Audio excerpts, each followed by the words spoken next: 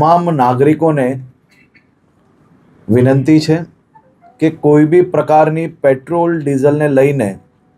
Social media હોય કે વોટ્સએપના માધ્યમથી કે કોઈ બી ઓફિશિયલ જાણકારી વગર કોઈ બી પ્રકારની આ અફવાઓમાં આવીને ભાગદોડ કરવાની કોઈ બી પ્રકારની જરૂરિયાત નથી. રાજ્ય સરકાર અને ખાસ કરીને કેન્દ્ર સરકાર દ્વારા આ જથ્થાઓ અને સપ્લાય માટેનું ડેલી નિરીક્ષણ થાય છે અને રાજ્યને તમામ પેટ્રોલ પંપો પર પેટ્રોલ ડીઝલ માટે પૂરતી વ્યવસ્થાઓ પહોંચી વળે તે માટેની સંપૂર્ણ તૈયારીઓ બી છે. મારી રાજ્યના સૌ નાગરિકોને બે હાથ જોડીને વિનંતી છે કે આ પ્રકારની વાતો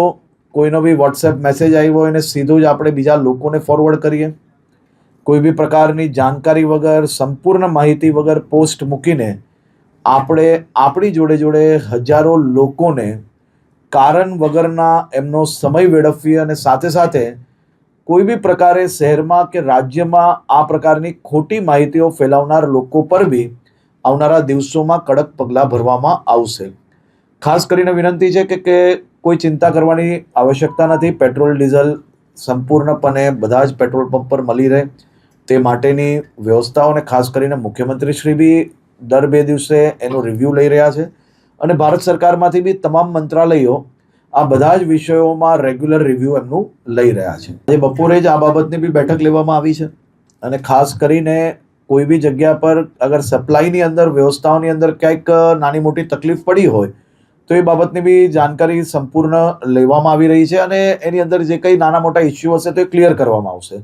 પરંતુ બધી જ જગ્યા પર પેટ્રોલનો જથ્થો મળી રહે તે માટેની વ્યવસ્થાઓ સંપૂર્ણપણે આપણી લોકો પાસે જે કંઈ આવશ્યક જે સ્ટોકની જરૂર હોય એ બાબતની વ્યવસ્થાઓ છે. રાજ્યના મુખ્ય સચિવ અને ડીજીપી બેઉને સૂચના આપવામાં આવી છે